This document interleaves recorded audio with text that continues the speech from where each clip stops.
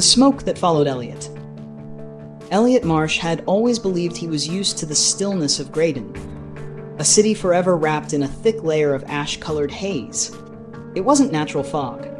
People whispered its true name, the smog, a dense smoke that no one knew the origin of, only that when night fell, it seemed to have awareness. Elliot had moved to Graydon because of his new job at the records department of the old town hall, a massive red brick building by the river, always damp and colder than it should be. He thought it was just an aging city with polluted air. But on his very first night, he felt something watching him whenever the haze pressed against his apartment window. Where Elliot worked was a chamber deep below ground level, filled with rows of rotting wooden filing cabinets and the smell of decades-old paper. His supervisor was Mrs. Grant, a tall, thin woman with silver hair falling into her sunken eyes. She rarely spoke, except to repeat the same warning each morning. Don't leave the building after 8. And if you see the smoke creeping in, never breathe it. Elliot chuckled, assuming it was a simple health warning about pollution. But even in the basement, the smoke appeared, faint wisps sliding around the cabinets like gray fingers. He couldn't shake the feeling it was stalking him. 3 weeks later, while Elliot was sorting missing person records from decades past, a file slipped off the shelf. He bent to pick it up and saw the yellowed cover, the handwriting frantic. The Graydon Incidents, 1985 missing persons during the smog surge. Elliot's heartbeat stuttered. He opened it, and the very first page showed a photograph of a young woman smiling brightly. Her name, Amelia Grant. She looked exactly like Mrs. Grant, only this photo was dated 1985, more than 40 years ago, and the woman looked barely 20. The note beneath chilled him. Last seen walking into the evening smog. Witnesses reported a human-shaped shadow near her before she vanished.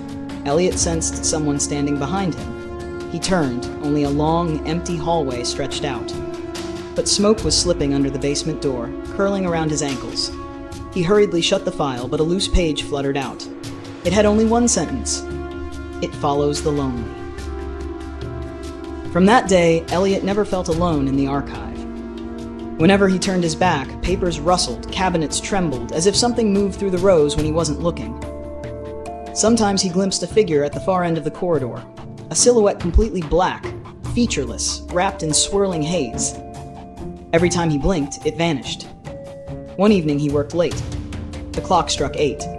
Elliot gathered the documents to leave when footsteps echoed behind him.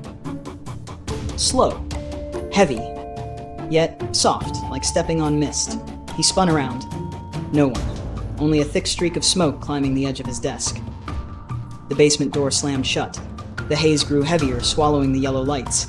The musty odor mingled with something metallic, cold, like dried blood. Then Elliot heard breathing. Very close, right beside his ear. Panicking, he rammed the door, but it held firm as though someone was bracing it from outside. The walls vibrated, and Elliot's reflection in the small window, pale and trembling, revealed a figure behind him, tall enough to scrape the ceiling, its body twisted. The silhouette whispered, "Amelia misses you." Elliot froze. It wasn't calling him. It was calling for Amelia Grant, but the voice made his bones lock in place.